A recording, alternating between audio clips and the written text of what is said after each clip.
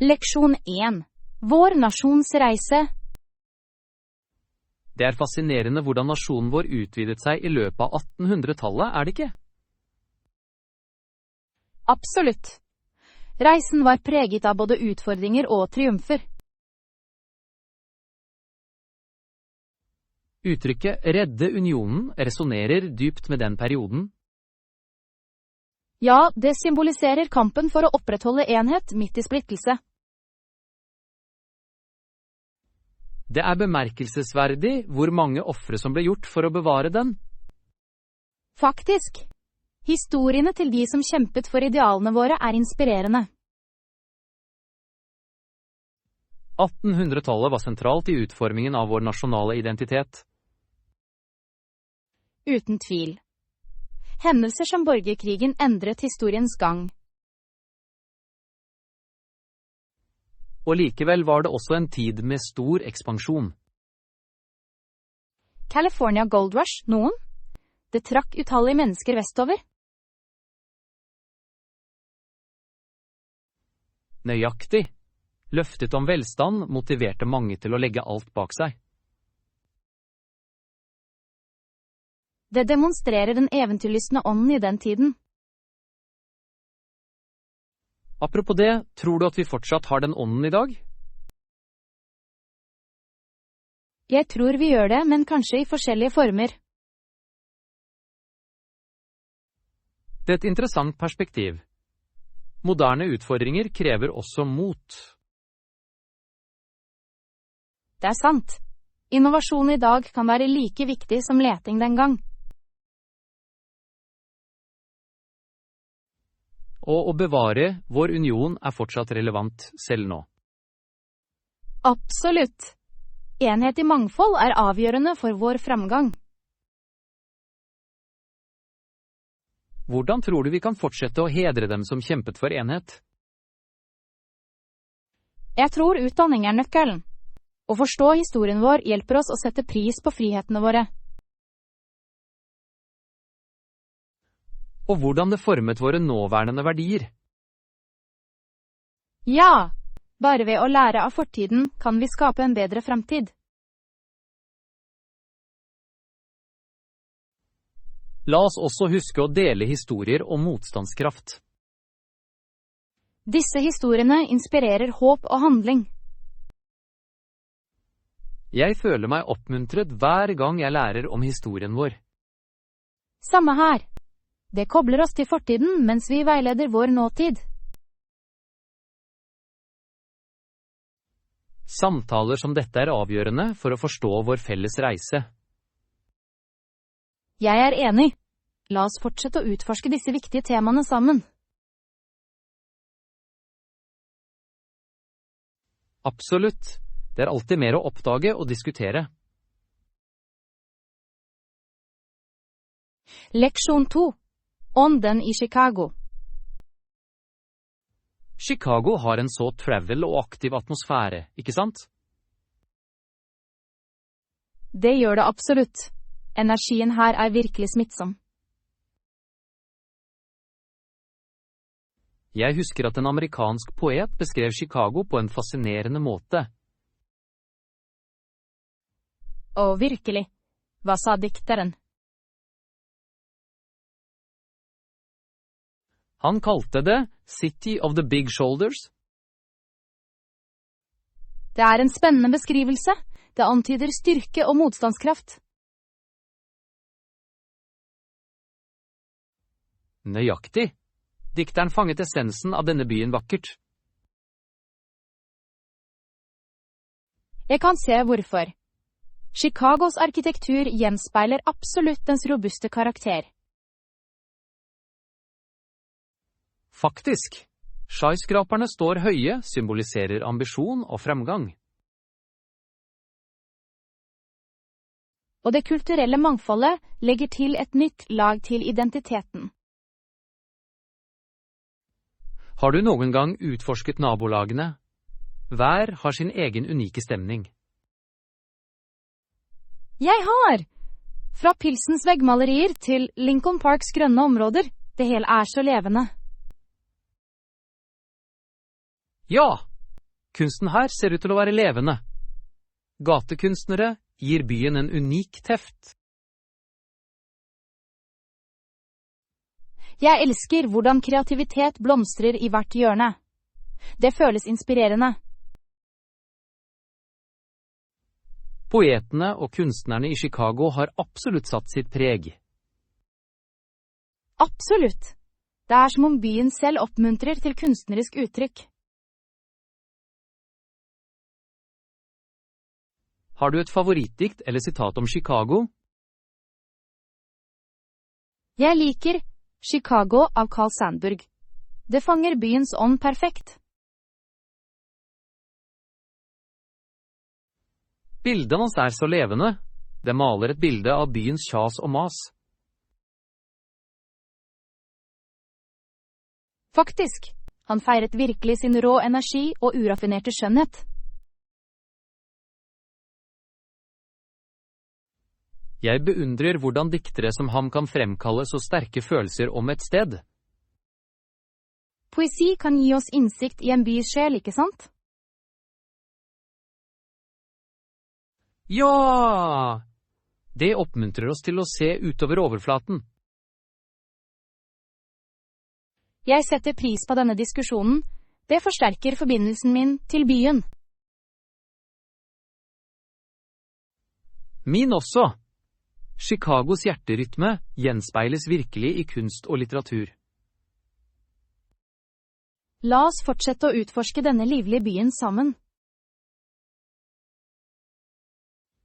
Jeg gleder meg til å oppdage flere av de skjulte perlene. Leksjon 3. Jazzalderen. Har du noen gang tenkt på hvordan jazz ble populær på 1920- og 1930-tallet?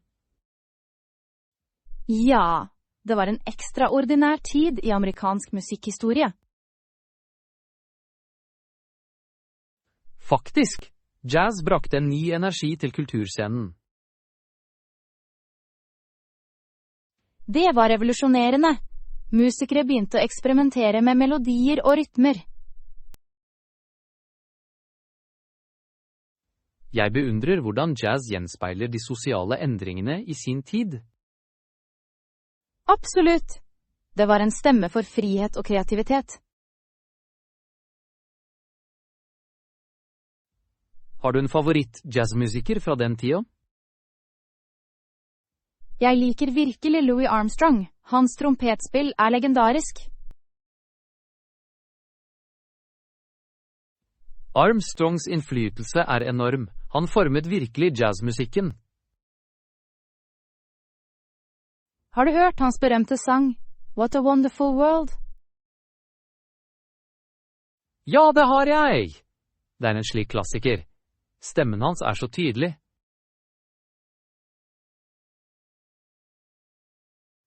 Jeg setter også pris på Duke Ellington. Hans komposisjoner var banebrytende. Ellingtons storbandlyd forandret jazzlandskapet. Det er fascinerende hvordan jazzmusikere samarbeidet. De inspirerte hverandre. Samarbeid var nøkkelen. Mange artister ville opptre sammen på scenen. Improvisasjonsaspektet er det som gjør jazz så fengslende. Rett. Musikere skapte ofte på stedet og viser talentet sitt.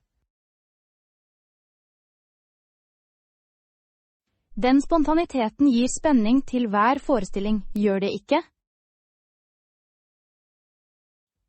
Absolutt. Hvert show er en unik opplevelse. Visste du at jazz også påvirket andre musikksjangre? Ja! Det la grunnlaget for rhythm and blues og rock and roll. Jazz har virkelig en varig innvirkning på musikkverdenen. Det er interessant å se hvordan det fortsetter å utvikle seg i dag. Faktisk. Samtidskunstnere henter fortsatt inspirasjon fra de tidlige jazzstorhetene. Jeg tror jazz alltid vil ha en spesiell plass i musikkhistorien.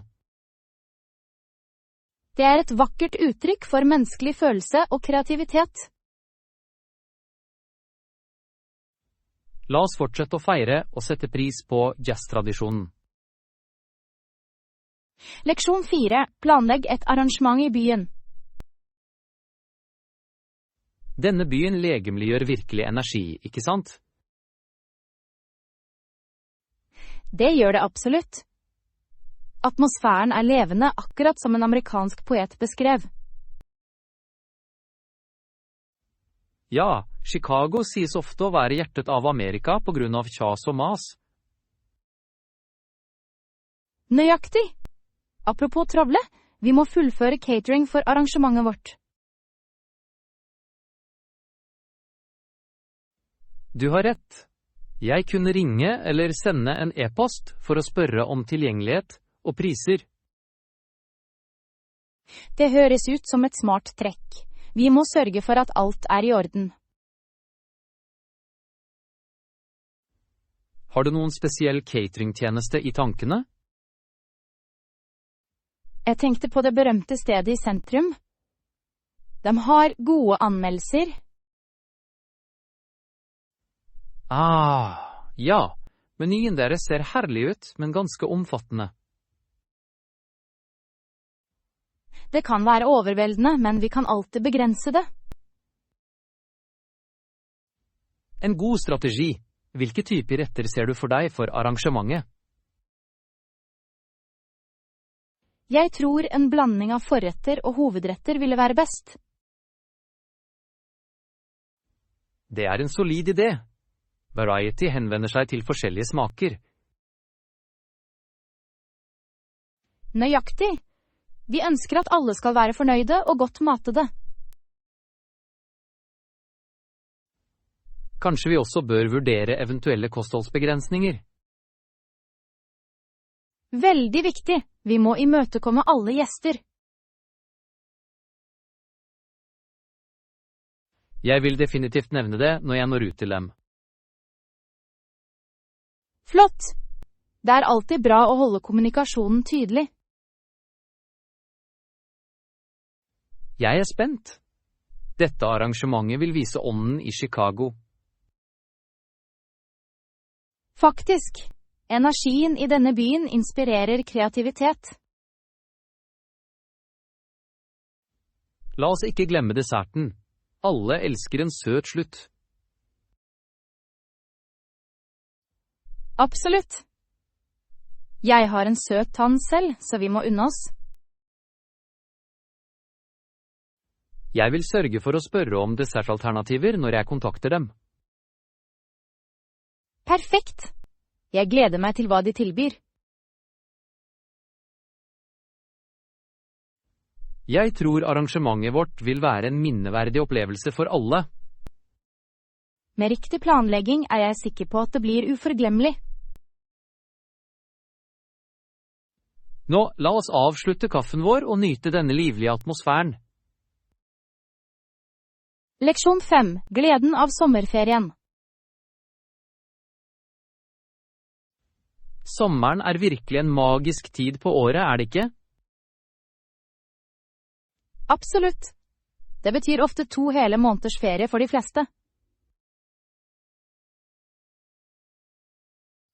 Ja, det er når familier kommer sammen for å skape minner. Jeg tror sommeren begynner med en nasjonal høytid, gjør det ikke? Faktisk. Uavhengighetsdagen er en av de største feiringene. Fyrverkeri og grilling. For en perfekt måte å starte sommeren på. Jeg gleder meg alltid til sommerkokene. De er herlige. Grille mat smaker bedre i det varme været. Har du et favoritt sommerminne fra ferien? Jeg husker en tur til stranden med familien min. Vi bygde det største sandslottet. Det høres morsomt ut. Vant du noen sandslottskonkurranser? Dessverre gjorde vi ikke det, men vi hadde det veldig bra med å prøve.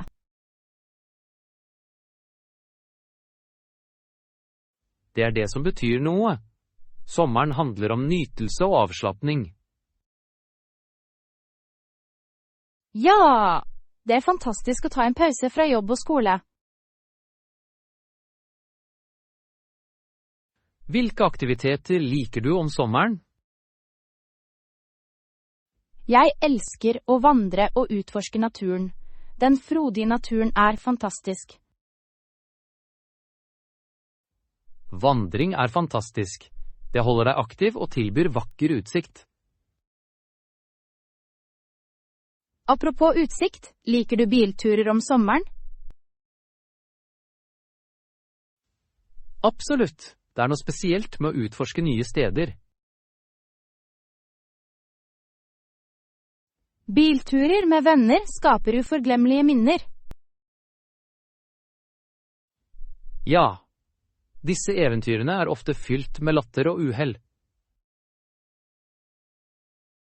Som å gå seg vill eller stoppe for snacks hver time. Nøyaktig. Disse øyeblikkene blir de beste historiene å dele senere. Jeg liker også sommerfestivaler. De er levende og fulle av liv.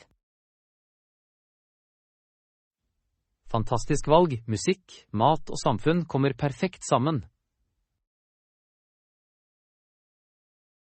Ja! Det er en utmerket måte å oppleve lokal kultur på. Vi bør lage en plan for å delta på en sommerfestival sammen. Det er en fantastisk idé. La oss utforske alt det morsomme sommeren har å by på. Absolutt. Her er det en fantastisk sommerferie fremover. Leksjon 6. Vintage skatter. Jeg kan se etter et vintage skjerf til meg selv. Det er en god idé. De har et stort utvalg her.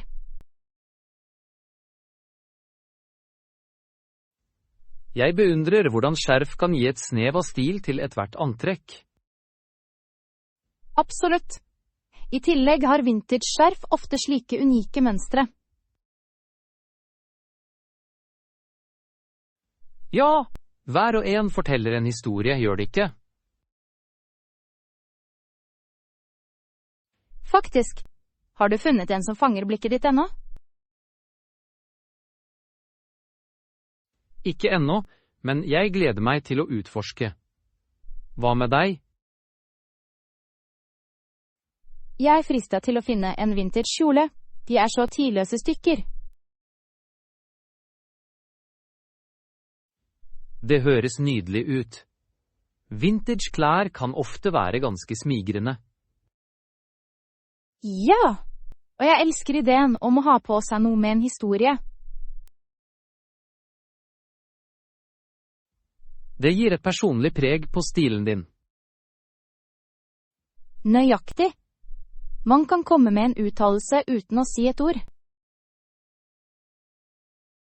Apropos uttalelser, har du lagt merke til noen interessante farger som trender? Jeg har sett mange jordfarger på det siste brune og grønne. Disse fargene kompletterer hverandre vakkert. Det gjør de absolutt. Perfekt for overgangen til høsten. Er det noen spesielle stiler du liker å ha på deg? Jeg lener meg mot bohemske stiler, spesielt flytende kjoler. Det passer deg perfekt. Du har en kreativ ånd. Takk skal du ha. Men jeg setter også pris på klassiske stiler med en moderne vri. En flott kombinasjon. Allsidighet er viktig i mote. Faktisk. Jeg liker å blande og matche forskjellige stykker. Det holder garderoben din spennende. Jeg burde prøve den tilnærmingen. Det burde du absolutt. Det gjør det morsommere å kle seg. Kanskje jeg begynner med å finne det vintage-skjerfet? Jeg gleder meg til å se hva du velger. Og jeg gleder meg til å finne en kjole som snakker til meg. La oss fortsette å utforske sammen. Det er skatter som venter på oss. Avtalt. Hvem vet hvilke perler vi kan oppdage neste gang? Leksjon 7. Veien til bedring. Jeg vet at jeg må sove mye etter operasjonen. Ja, hvile er viktig for helbredelse. Jeg er sikker på at jeg ikke kommer til å føle meg veldig bra på et par dager. Det er helt normalt. Kroppen din trenger tid til å komme seg. Jeg er imidlertid optimistisk. Det vil ikke ta lang tid før jeg føler meg bedre. Det er ånden. En positiv holdning kan betydelig hjelpe til med bedring. Jeg håper å være tilbake til det normale snart. Hvilke aktiviteter vil du begynne med når du føler deg bedre?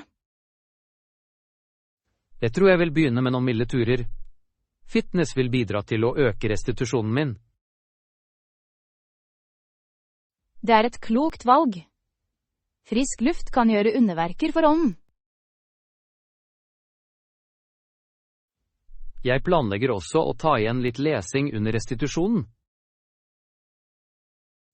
Det høres hyggelig ut. En god bok kan få tiden til å fly. Nøyaktig. Har du noen anbefalinger for interessante lesninger? Jeg har noen få i tankene. Kanskje et gripende mysterium, eller en inspirerende biografi?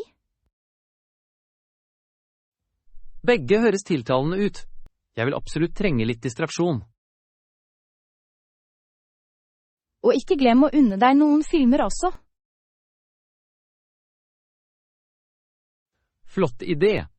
Filmer vil holde meg underholdt mens jeg blir frisk. Det er viktig å holde humøret høyt i løpet av denne tiden. Absolutt. Å omgi meg selv med positive ting vil hjelpe. Du har et sterkt støttesystem her.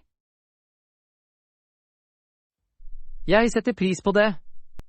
Venner kan gjøre en stor forskjell. Jeg er her for alt du trenger. Takk skal du ha.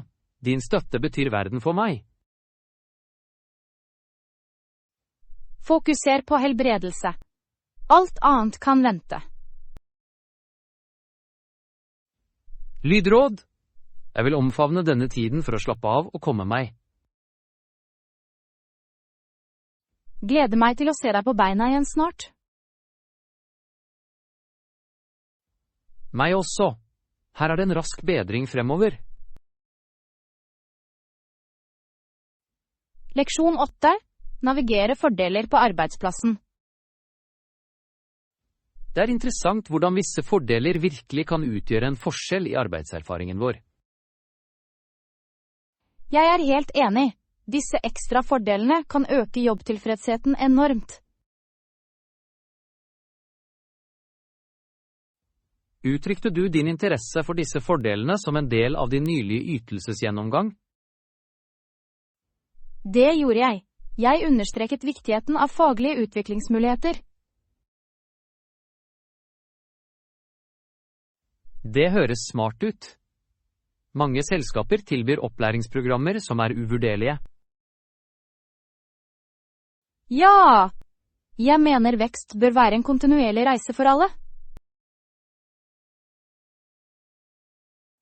Hvordan reagerte veilederen din på forslaget ditt? De virket mottakelige. Jeg tror det hjalp å fremheve potensielle fordeler. Det er utmerket. Noen ganger handler det om å presentere ideer effektivt. Faktisk, det skaper en vinn-vinn-situasjon for både ansatte og arbeidsgivere. Har du vurdert hvordan du kan utnytte disse treningsmulighetene? Jeg planlegger å melde meg på workshops relatert til ledelse og prosjektledelse. Disse ferdighetene er avgjørende for karriereutvikling. Ja, å lære å lede effektivt kan åpne mange dører.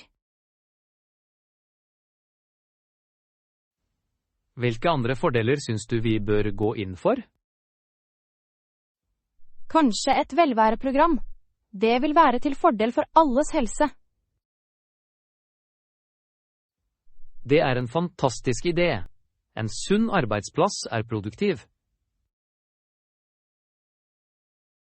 Absolutt. Arbeidsgivere drar nytte av å ha glade, sunne ansatte. Hva med fleksibel arbeidstid? Det kan forbedre balansen mellom arbeid og privatliv betydelig. Ja, fleksibilitet kan bidra til å redusere stress og øke produktiviteten. Jeg vil definitivt ta opp det under neste lagmøte. Flott! Jo flere ideer vi deler, jo bedre blir arbeidsplassen vår. Apropos å dele ideer, bør vi starte en forslagsboks for teamet vårt? Det er en strålende plan. Det oppfordrer alle til å bidra.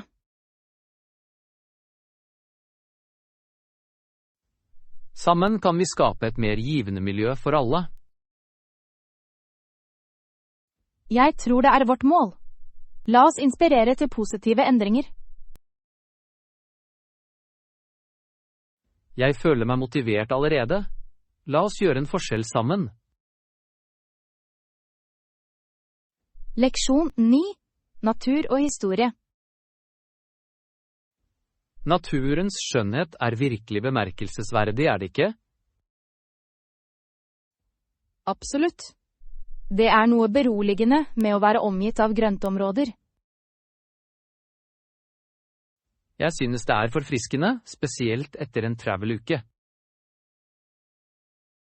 Ja! Naturen har en unik måte å forringe ånden vår på. Hvilket aspekt av naturen liker du mest?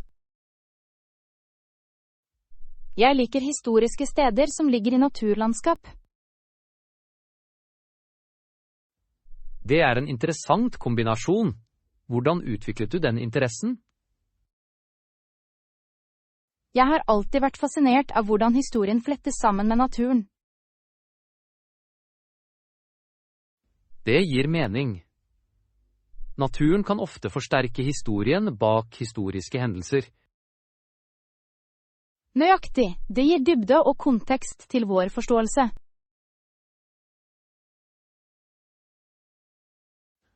Har du et favoritthistorisk sted i naturen? Jeg elsker å besøke gamle ruiner som er omgitt av vakker natur. De må tilby fantastisk utsikt sammen med rik historie. Det gjør de absolutt. Å utforske ruiner er som å gå tilbake i tid.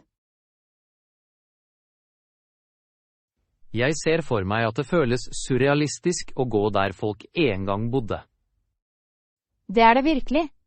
Historien blir levende i disse øyeblikkene. Jeg burde bli med på en av dine historiske utflukter. Det burde du absolutt. Jeg vil gjerne dele min lidenskap med deg. Kanskje vi kunne kombinere interessene våre, natur og historie sammen. Det høres perfekt ut. En blanding av utforsking og læring. Vi kunne vandre til et historisk sted og nyte skjønnheten underveis. Ja! Reisen vil være like spennende som destinasjonen. Naturstier fører ofte til skjulte perler, gjør de ikke? Faktisk. Hvert eventyr kan overraske deg med sine underverker. Denne samtalen inspirerer meg. Jeg gleder meg til å utforske historiske steder i naturen. Meg også. Sammen skaper vi uforglemmelige opplevelser.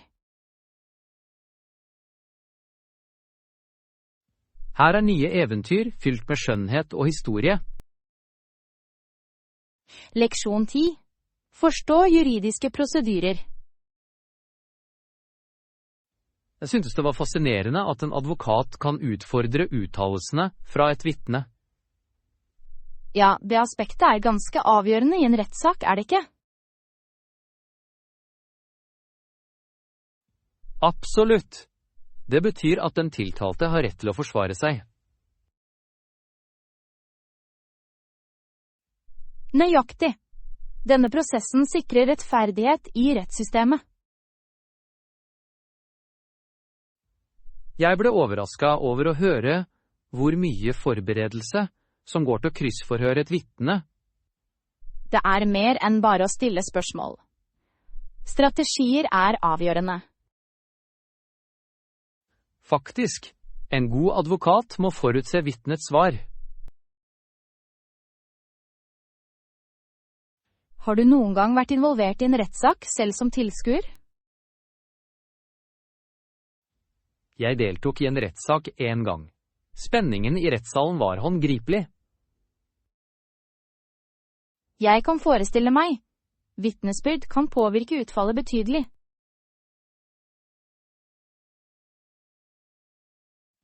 Ja, de kan. Det er grunnen til at advokater tar seg tid under kryssforhør. Det er en ferdighet å utfordre uttalelser effektivt uten å virke aggressiv. Det er sant, en taktfull tilnærming kan ofte avsløre sannheten. Ja! Det krever en balanse mellom selvsikkerhet og profesjonalitet. Jeg beundrer hvordan advokater navigerer i slike komplekse situasjoner. Det er en kunstform, egentlig.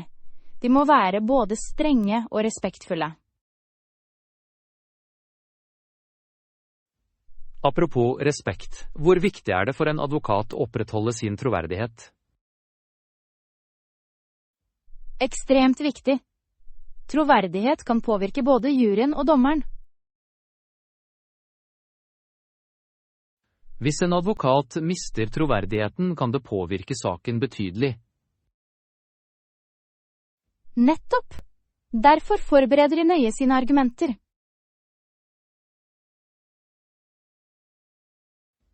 Jeg lurer på hvor mye tid advokater bruker på å forske før en rettssak. Jeg mistenker at det er timer, om ikke dager, med grundig forberedelse.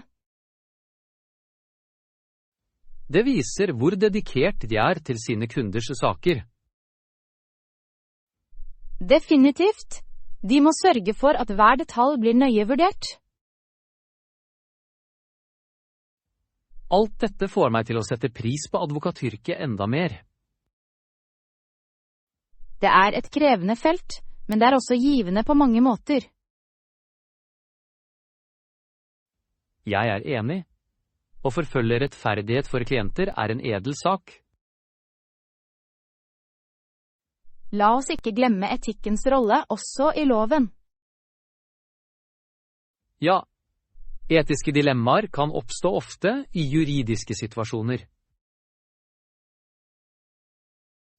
En god advokat må alltid overholde sine etiske forpliktelser. Denne samtalen har vært opplysende. Jeg har lært så mye. Jeg føler det samme. Juridiske systemer kan være ganske fascinerende.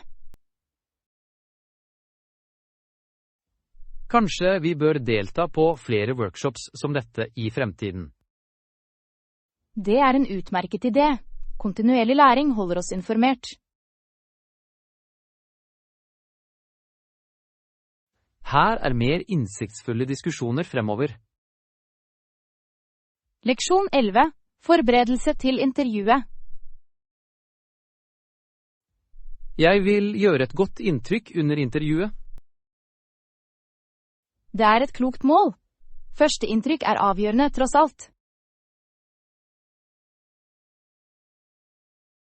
Jeg lurer på hvordan jeg skal kle meg til intervjuet. Det avhenger av bedriftskulturen. Kjenner du kleskoden deres? Jeg har gjort litt research. De ser ut til å favorisere business casual. Da er det et trygt valg. En fin skjorte og bukser skal fungere bra. Vil en blazer være for formell for et uformelt forretningsmiljø? Ikke i det hele tatt. En blazer kan heve utseendet ditt mens du forblir profesjonell. Flott! Jeg vil pare en blazer med en skarp skjorte da. Det høres perfekt ut. Bare sørg for at alt er pent og presset. Jeg vil absolutt gjøre det. Presentasjon betyr mye. Absolutt. Og ikke glem å sjekke skoene dine. Godt poeng. Rene sko kan utgjøre en betydelig forskjell. De kan virkelig. Folk legger merke til detaljene. Hva med tilbehør? Bør jeg holde dem minimale? Ja, en enkel klokke eller et subtilt slips kan forbedre utseendet ditt. Jeg setter pris på rådene dine. Er det noen andre tips du kan tilby? Tillit er nøkkelen. Stå høyt og opprettholde øyekontakt. Jeg vil huske på det. Hva om jeg føler meg nervøs? Dype åndedrag kan bidra til å roe nervene dine. Det høres lett nok ut. Jeg vil øve på svarene mine også. Flott idé. Forbered deg på vanlige spørsmål. Jeg vil være klar for hva som helst. Jeg er sikker på at du vil gjøre det fantastisk. Du har jobbet hardt for dette. Takk for oppmuntringen din. Jeg føler meg mer selvsikker nå. Du kommer til å imponere dem. Bare vær deg selv. Jeg vil huske det. Her er et vellykket intervju. Leksjon 12. Omfavne friluftsliv. Naturvandringer høres gøy ut, gjør de ikke? Jeg nyter dem enormt. De er forfriskende og forringende. Det er flott å høre. Jeg elsker å utforske skjønnheten rundt oss. Absolutt. Hver tur avslører noe nytt og spennende. Har du en favoritt-natursti du ofte besøker? Ja! Det er en nydelig sti i nærheten av innsjøen. Det tilbyr fantastisk utsikt. En sti ved innsjøen høres perfekt ut. Hva liker du mest med det? Jeg elsker den fredelige atmosfæren og å se vannet skimre. Det må være herlig. Har du møtt noe dyreliv underveis? Ja, jeg har sett interessante fugler og til og med noen lekne ekorn. De små skapningene gir alltid sjarm til en tur. Det gjør de virkelig. Naturen føler seg levende med sine narrestreker. Jeg burde bli med deg på en av disse turene en gang. Det burde du absolutt. Jeg vil gjerne dele opplevelsen med deg. Kanskje vi kan planlegge et eventyr sammen snart? Det høres fantastisk ut. En naturvandring er en perfekt måte å slappe av på. Jeg føler meg alltid energisk etter å ha tilbrakt tid utendørs. Ja! Naturen har en bemerkelsesverdig måte å løfte humøret på. Og den friske luften er forfriskende. Det rydder tankene dine slik at du kan tenke klart. Hvilke andre utendørsaktiviteter liker du i tillegg til å gå? Jeg liker å gå turer og oppdage nye stier også. Fotturer gir en mer utfordrende opplevelse. Jeg beundrer det. Det er givende, og nå et toppmøte gir en slik følelse av prestasjon. Jeg gleder meg til å utforske forskjellige stier med deg. Sammen kan vi finne skjulte perler i naturen. Her er mange utendørsopplevelser fremover. Leksjon 13. Planlegging av utendørseventyr. Jeg er ikke sikker på hva planen vår skal være for i dag. Jeg har et par ideer. Champi, vi kan gå tur eller ta en piknik i parken. Begge alternativene høres herlig ut. Hvilken foretrekker du? Jeg lener meg mot en piknik. Det føles avslappet og koselig. Det høres fint ut. I tillegg kan vi nyte det vakre været. Nøyaktig. Vi kan spre teppet og nyte snacks.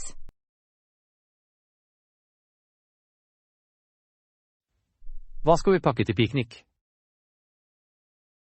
Hva med litt smørbrød og frisk frukt? Det høres perfekt ut. Jeg kunne også ta med litt forfriskende limonade. Utmerket idé. En forfriskende drink er viktig på en varm dag.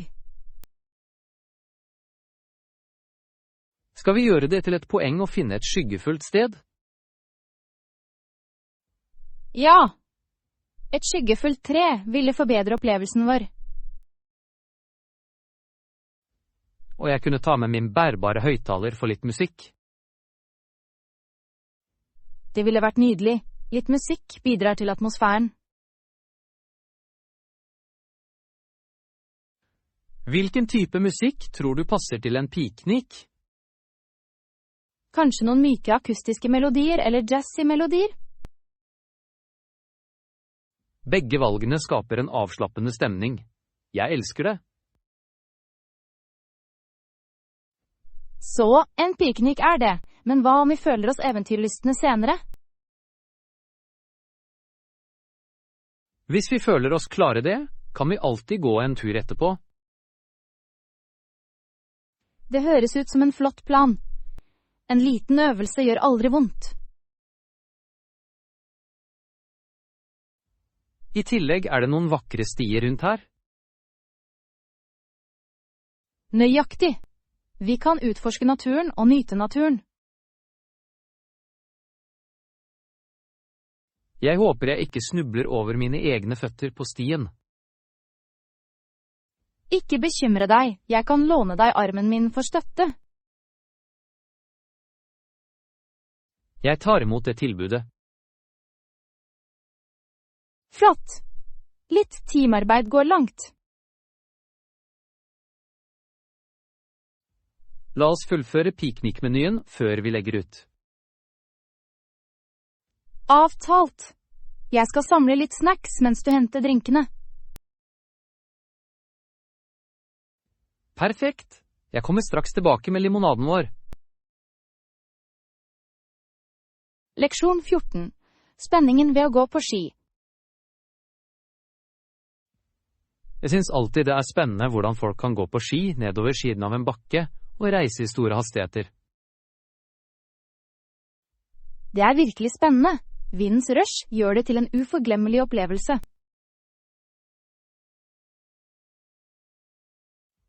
Jeg husker min første gang jeg gikk på ski. Jeg var både spent og livredd. Det er helt normalt.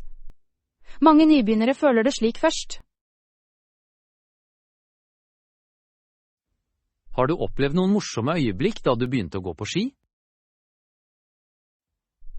Absolutt. Jeg falt flere ganger enn jeg kunne telle. Samme her. Mitt første løp endte med at jeg tumlet inn i en snøbank. I det minste hadde du en myk landing. Snøen kan være ganske tilgivende. Det er sant, men jeg følte meg flau da jeg gled vanskelig nedover bakken.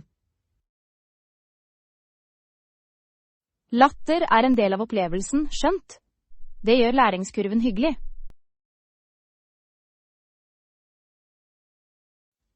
Definitivt. Jeg vil si at ski handler like mye om moro som det handler om dyktighet. Nøyaktig! Å mestre disse svingene føles utrolig tilfredsstillende. Foretrekker du å gå på ski ned bratte bakker eller milde åser? Jeg liker bratte bakker for spenningen, men milde åser er flotte for trening. Det er en god tilnærming. Det balanserer spenning med forbedring. I tillegg er utsikten fra høyere høyder fantastisk. Det er de virkelig. Ingenting slår synet av snødekte fjell.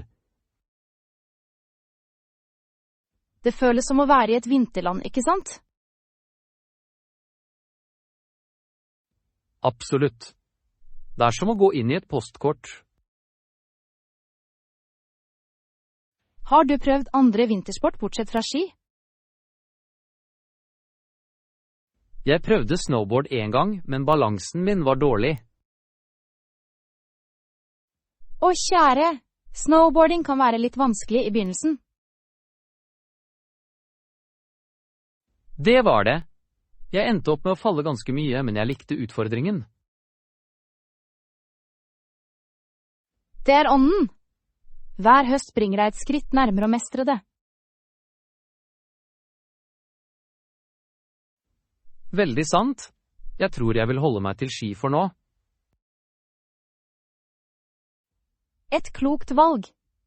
Det er så mye å utforske i selve skiløpet. La oss planlegge en skitur sammen. Det ville være kjempegøy. Jeg ville elske det. Eventyr venter oss i bakkene. Her er flere spennende opplevelser på fjellet. Leksjon 15. Kveldsrutiner. Etter kveldsmat har jeg en liten rutine jeg følger. Virkelig? Jeg vil gjerne høre om det. Først takler jeg oppvasken. Det er ikke min favorittoppgave, men det må gjøres. Jeg forstår helt. Oppvasken etter kveldsmat kan hoppe seg raskt opp. Ja! Når jeg rydder opp, føler jeg en følelse av prestasjon. Det er et godt perspektiv. Hva kommer videre for deg? Etter oppvasken gjør jeg leksene mine. Det er viktig å holde seg på sporet. Hvordan holder du deg fokusert mens du gjør lekser? Jeg prøver å finne et stillerom og eliminere distraksjoner. Det er klokt. Fokusering er nøkkelen til å fullføre oppgaver. Det er klokt. Fokusering er nøkkelen til å fullføre oppgaver. Hva liker du å gjøre for å slappe av når leksene dine er ferdige? Jeg vasker ofte ansiktet og hendene. Det føles forfriskende etter en lang dag. Det er en flott vane. Litt egenomsorg går langt. Jeg pusser også tennene etterpå, selvfølgelig. En sunn rutine. Tannhygiene er veldig viktig. Jeg lærte at å holde meg ren hjelper meg til å føle meg mer avslappet og klar til sengs. Absolutt. En god rutine forbereder deg på en avslappende natt. Har du en spesiell kveldsrutine også? Det gjør jeg. Etter kveldsmat liker jeg å lese en bok en stund. Det høres herlig ut. Lesing er en fin måte å slappe av på. Ja! Det transporterer meg til forskjellige verdener og hjelper meg å glemme dagen min. Jeg burde inkludere lesing i rutinen min også. Det kan være ganske gunstig for tankene dine før du sover. Kanskje jeg begynner med en novelle hver kveld. Det er en utmerket plan. Noveller er morsomme og raske.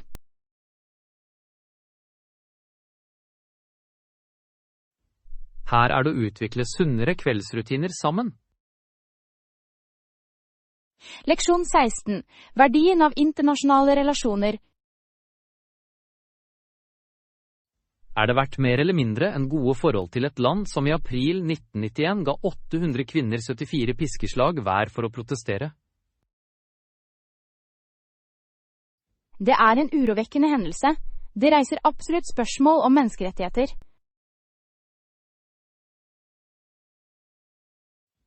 Nøyaktig. Det får en til å vurdere implikasjonene av å opprettholde forholdet til et slikt land. Jeg mener menneskerettigheter bør være en prioritet i ethvert diplomatisk forhold.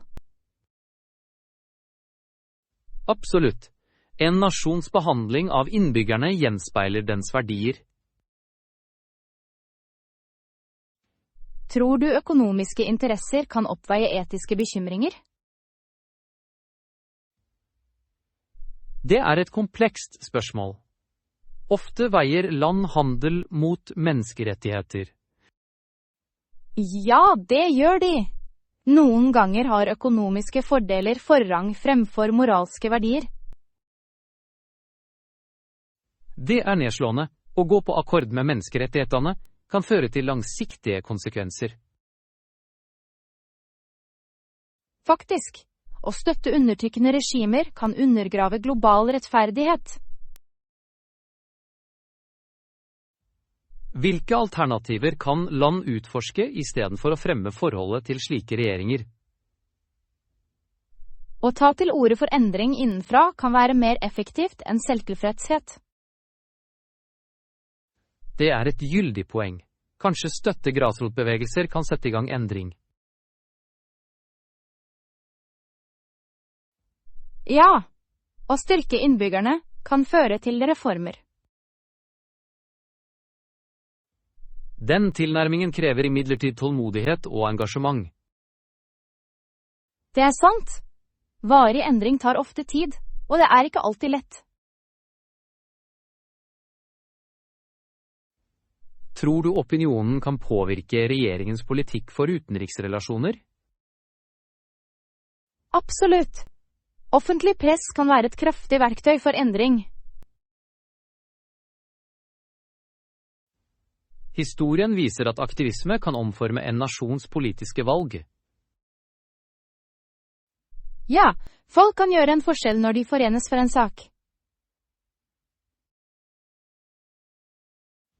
Det er oppmuntrende å vite at kollektive handlinger kan holde regjeringer ansvarlige. Faktisk, hver stemme betyr noe i søken etter rettferdighet. La oss håpe at flere land prioriterer menneskerettigheter i diplomatiske forbindelser. Jeg er helt enig. En verden som respekterer menneskets verdighet er verdt å strebe etter. Her er våre meningsfulle diskusjoner og fortsatte fortalervirksomhet for rettferdighet. Leksjon 17. Utforske reisealternativer. Jeg tenkte at det å fly mellom byer kan være det beste alternativet. Det er en god idé. Det er vanligvis den raskeste måten å reise på. Ja, har du sjekket flyplanen ennå? Jeg har! Det er flere flyreiser i løpet av dagen. Hva med billettprisene? Har du sett på dem?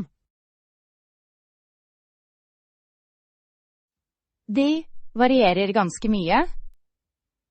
Jeg anbefaler å bestille tidlig for de beste tilbudene. Det gir mening. Siste minuten-billetter kan være ganske dyre. Nøyaktig. I tillegg gir tidlige bestillinger ofte mer fleksibilitet. Bør vi også vurdere andre reisealternativer, som tog eller buss? Det er en god tanke. Tog kan tilby en naturskjønn opplevelse. Det er sant, utsikten fra et togvindu kan være utrolig. Men det kan ta lengre tid enn å fly. Alt avhenger av avstanden. Godt poeng! For kortere turer tror jeg tog kan være hyggelig. Ja, men for lange avstander er det vanligvis mer effektivt å fly.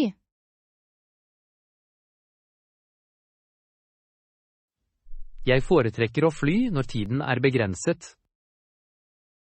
Og fly sparer mye tid. Hvilke byer planlegger du å besøke? Jeg vurderer å reise til både New York og Washington, D.C. Det er gode valg. Hver by har sin egen unike sjarm. Jeg vil oppleve energien i New York og historien til D.C. Perfekt kombinasjon. Du vil elske begge deler. Jeg antar at jeg burde bestille flyreiser snart. Ja, jo tidligere du bestiller, jo bedre alternativer. Bør jeg også se på overnattingssteder mens jeg er på det? Absolutt. Å finne et sted å bo er like viktig som transporten din. Jeg er enig. Har du noen anbefalinger for hotell i begge byene? For New York foreslår jeg å se deg rundt på Times Square. Det er ganske sentralt. Det høres praktisk ut. Og for Washington, D.C.? Du kan like å bo i nærheten av National Mall. Der er mange attraksjoner. Jeg setter pris på forslagene dine. Jeg føler meg mer forberedt allerede. Jeg er glad for å hjelpe, og reise er alltid et eventyr som venter på å skje. Her er spennende reiser fremover.